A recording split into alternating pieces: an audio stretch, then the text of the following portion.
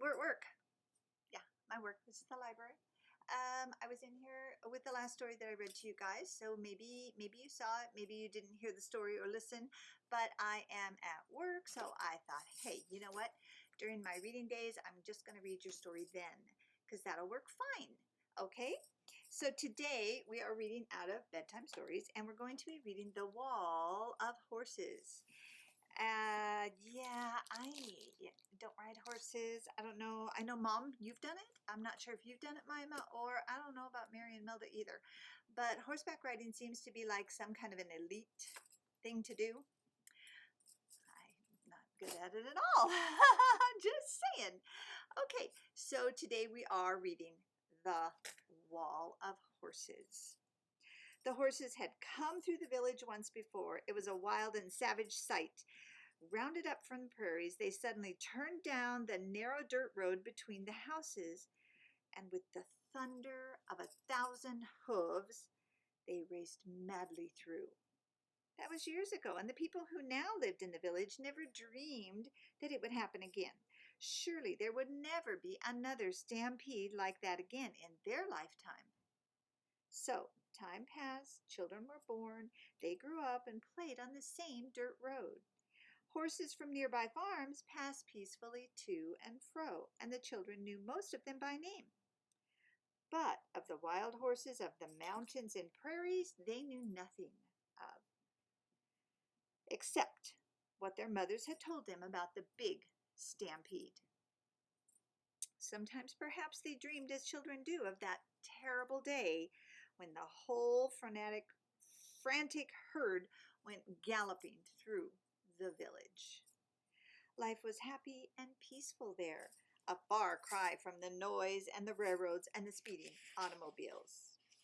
Nothing very special happened from week to week until one afternoon. Yes, it was a Sabbath afternoon. Lucy and Lillian had studied their Bible lesson with their parents that very morning. It had been about Daniel in the lion's den. The two children had enjoyed it very much, especially the part where the angel came and shut the lion's mouth so that they would not harm the prophet of God. They had asked Mother if the angels would go to the rescue of other people who might get into trouble like that. Mother said surely they would. The lesson was over. The children had gone out for a little walk by themselves. They had planned to go down the dirt road, across a field or two, and then back, but they did not get that far. Suddenly, while they were still in the village, they heard a strange noise in the distance. Looking up, they saw a great cloud of dust that seemed to be coming nearer and nearer, and then amidst the dust they could see horses galloping madly straight towards them. They were standing near a little bush not much taller than themselves and no protection at all, but now they knelt beside it, saying a little prayer and wondering what would happen. Meanwhile, Mother heard the horses too, and instantly she recognized the dreadful sound that had frightened her. So here's a picture, guys. See the horses off in the distance coming up? She recognized the dreadful sound that had frightened her so long ago, and at the same moment she thought of her children. Where were they? They must be on that road, right in the path of the wild plunging beasts. She ran out to look, and there they were. She called to them, but they couldn't hear her. Meanwhile, wild horses, scores of them, rushed madly, blindly, frantically, right through the village towards them. Save them! Oh, Jesus, save them! Mother cried in desperation, and she turned her head away, lest she seen them killed. Then something very wonderful happened. You do not need to believe this unless you wish to, but I know that it's true. The mother told me about it herself, and the oldest girl, too. Suddenly, as the horses neared to the children, those up in the front stopped, neighing frenziedly. They reared up on their hind legs, their hoofs pawing in the air. The next row piled up on top of them, and their front legs straddled the others back, and behind them still others did the same, until, in the space of seconds, there was a wall of horses right across the village street. With their manes flying in the wind and clouds of dust billowing around them, it was a never to be forgotten sight. In that brief pause, the children slipped away and hurried home.